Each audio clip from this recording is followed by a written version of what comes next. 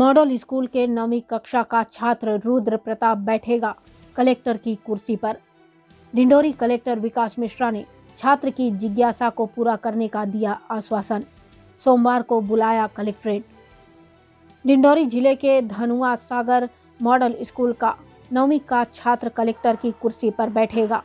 Dindori collector विकास मिश्रा ने उसे सोमवार को कलेक्ट्रेट बुलाया है। दरअसल कलेक्टर विकास मिश्रा शनिवार सुबह धनुआ सागर मॉडल स्कूल पहुंचे।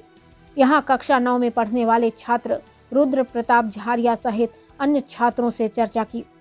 कलेक्टर ने छात्र रुद्र प्रताप से उसकी जिज्ञासा पूछी। रुद्र प्रताप ने कहा कि उसका सपना था कि कभी कलेक्टर से मिले, उनसे चर्चा करे, जो आज पूरा हो गया। उसके पिता अखिलेश झारिया और मां राजकुमारी झारिया का सपना है कि वह कलेक्टर बने।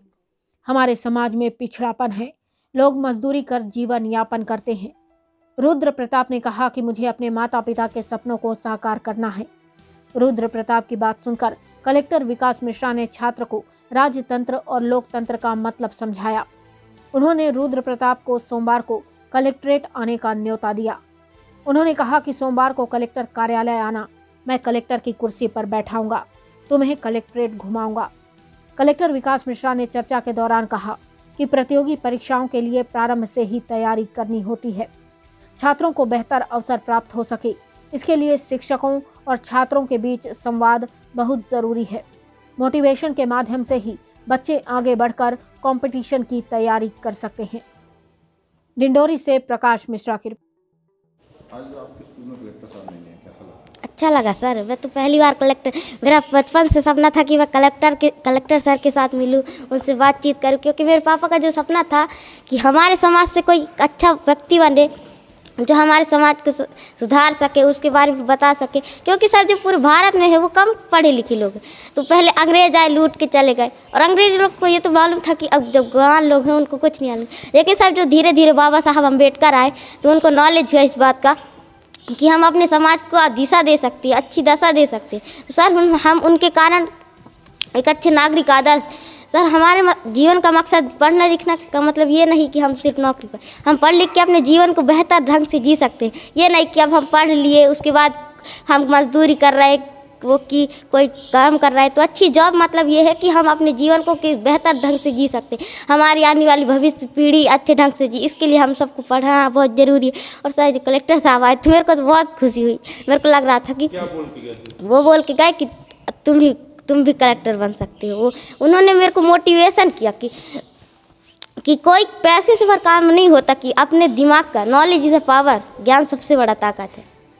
कलेक्टर साहब से कुछ पूछे भी आप? यस सर, एक क्वेश्चन किए थे, उन्होंने सही आंसर क्या दिया। बताया?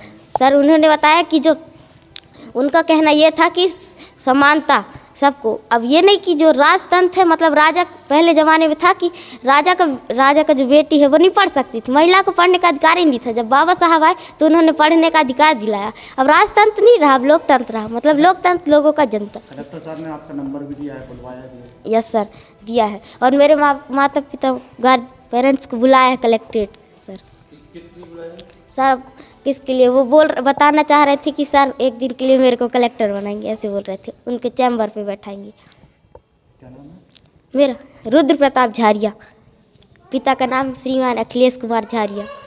बच्चे से मुलाकात हुई आपकी, आपने उसको एक दिन के लिए कलेक्टर बनाने के लिए प्रेरित कर रहे हैं? जी देखिए, मेरा बस एक साफ कहना है कि बड़ी परीक्षाओं के लिए बहुत जल्दी तैयारी शुरू करनी पड़ती है। आज संविधान दिवस है, बाबा साहब अम्बेडकर जी की अध्यक्षता में, और जो हमारे बड़ों ने जो सपना देखा था, तो संविधान दिवस की सही मतलब जो भावना ये है कि समानता हो, सबको हक मिले।